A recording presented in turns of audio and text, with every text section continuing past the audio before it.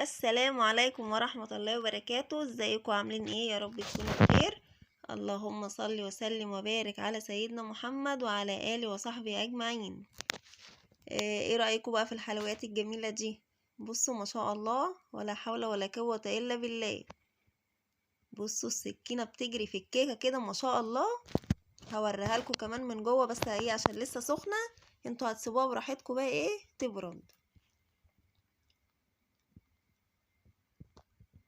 بص هوريها لكم بقى ايه ما شاء الله من جوه كده، ولا معجنه ولا مكتومه ولا اي حاجه. بصوا هشه ازاي ما شاء الله، وطعمها تحفه تحفه تحفه. ان شاء الله امشي كده على الخطوات بالظبط هتطلع معاكي احلى كيكه مع كوبايه شاي بلبن بقى كده. اوعى بقى، يلا نبدا بسم الله ونشوف معانا ايه النهارده. معايا شوكولاته مبشوره وكوبايتين دقيق شلت منهم حبه وحطيت شويه كاكاو و3 بيضات وكوبايه لبن، كوبايه سكر، نص كوبايه زيت، وطبعا باكو بيكنج باودر وواحد فانيليا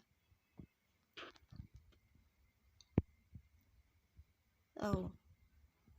طبعا كل حاجه منخوله، الدقيق والبيكنج باودر اهو، وهحط الفانيليا على البيض. تمام كده، يبقى كوبايتين دقيق، كوبايه لبن، كوبايه سكر، نص كوبايه زيت.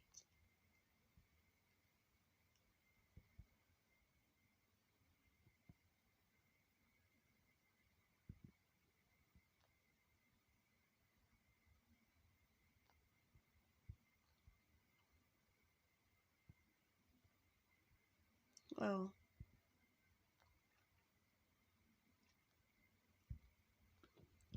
وعلى الخلاط بقى هنحط البيض واللبن والسكر والزيت.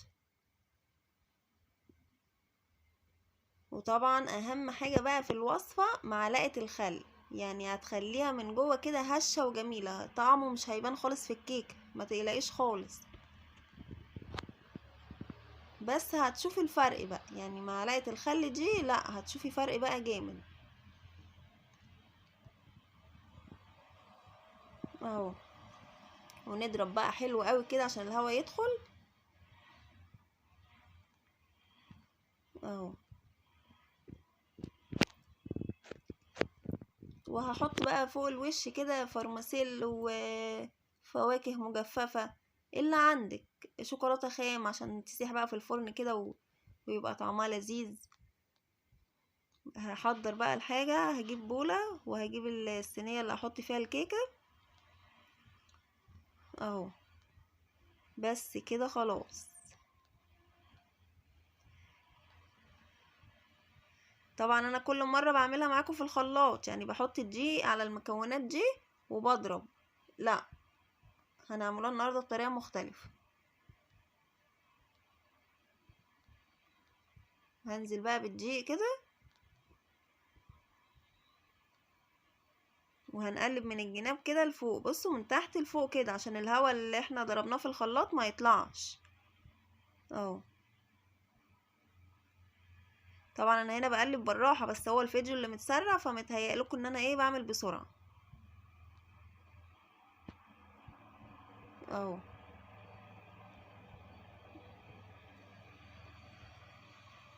بس كده، ولا اسهل من كده، وان شاء الله تطلع حلوه معاكي احسن من كده كمان.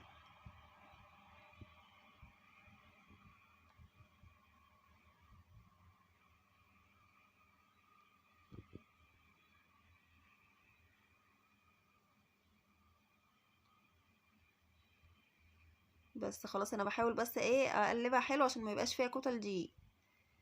خلاص طلعت معانا بقى، وحطيت الحاجه زي ما قلت لكم فوق الوش كده شيكي بن وشوكولاته وفواكه مجففه، اي حاجة متوفرة عندك، يعني مش لازم كل ده. ممكن الشوكولاتة الخام اللي انا بشرتها دي ممكن تسيحيها على النار وترشيها كده فوق الوش لما تطلع الكيكة من الصينية، برضو هتبقى طعمها حلو. عملت لهم بقى كوباية شاي بلبن هنا، قلت ايه يبلعوا بيها بقى الكيكة. طبعا هنا كنت بقطعها وهي سخنة، فانتوا طبعا هتسيبوها لما تبرد وتقطعوها ايه براحتكم عشان تطلع كده حتة حلوة كده ايه بشكلها. والف هنا للي اكل والف هنا للي هياكل يا رب.